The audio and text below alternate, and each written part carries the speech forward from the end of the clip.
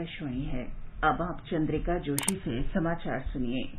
Corona संक्रमण को देखते हुए आपसे अपील है कि लापरवाही न बरतें और इन आसान उपायों का पालन कर सुरक्षित रहें।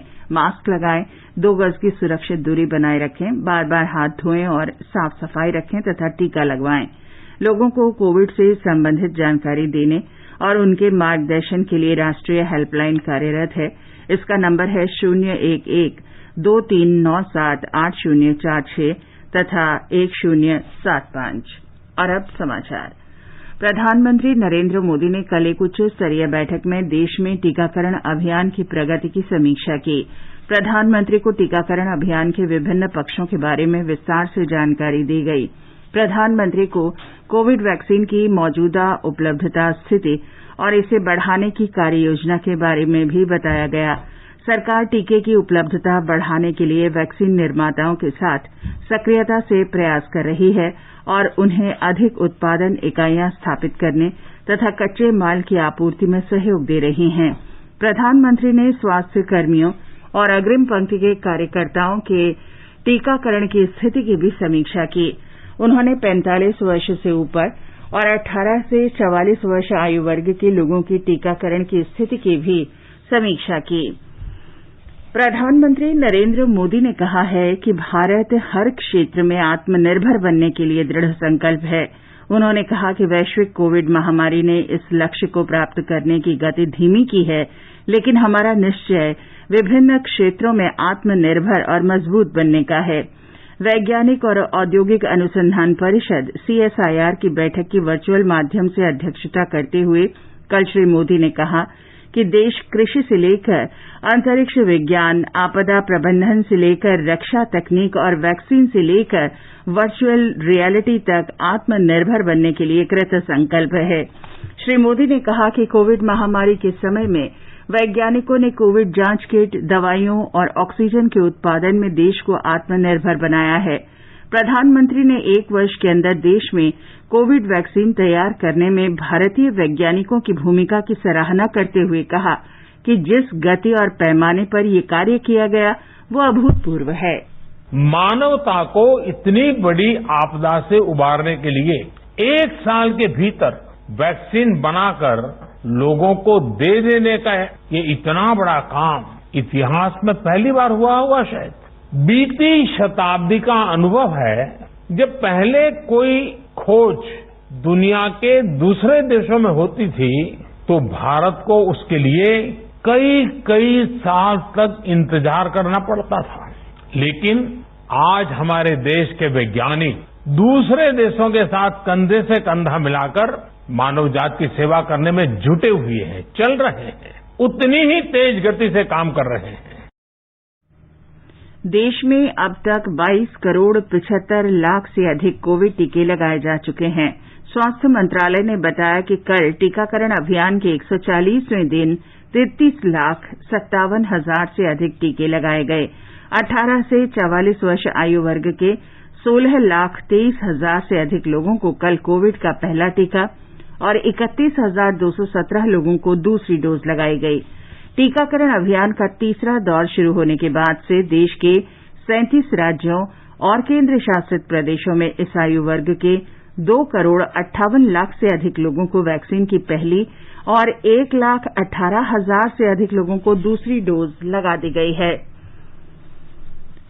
स्वास्थ्य मंत्रालय में संयुक्त सचिव लव अग्रवाल ने बताया कि कोविड से स्वस्थ होने की दर में लगातार वृद्धि हो रही है और यह 93.1% हो गई है। 3 मई को स्वस्थ होने की दर 81.8% थी। श्री अग्रवाल ने कहा कि संक्रमण की दर भी कम होकर 7.27% पर आ गई है। नीति आयोग में स्वास्थ्य सदस्य डॉ वी के पॉल ने कहा कि भारत में 10 लाख की जनसंख्या में 20,519 संक्रमित मरीज हैं। उन्होंने कहा कि वैश्विक स्तर पर यह आंकड़ा 22,181 है। डॉ पॉल ने कहा कि भारत में हर 10 लाख पर 245 लोगों की मृत्यु हुई है, जबकि वैश्विक स्तर पर मरने वालों की संख्या 477 है। उत्तर प्रदेश के मुख्यमंत्री योगी आदित्यनाथ ने कहा है कि राज्य में अगले महीने से प्रतिदिन 10 लाख लोगों को कोविड टीका लगाया जाएगा। पूरे राज्य में महिलाओं के लिए विशेष टीकाकरण शिविर का आयोजन किया जाएगा। ये समाचार आकाशवाणी से प्रसारित किए जा रहे हैं। कोविड-19 से बचाव और सुरक्षित रहने के 3 उपाय। मास्क लगाएं, 2 गज दूरी है जरूरी, सुरक्षित दूरी रखें, हाथ और मुंह साफ रखें। मॉरिशस के दिवंगत पूर्व राष्ट्रपति अनिरुद्ध जगनॉथ के सम्मान में आज भारत में एक दिन का राजकीय शोक रखा जाएगा। श्री जगन्नाथ का बृहस्पतिवार को निधन हो गया था। राजकीय शोक के प्रतीक स्वरूप देश के सभी सरकारी भवनों पर राष्ट्र ध्वज आधा झुका रहेगा और कोई सरकारी आयोजन नहीं होगा।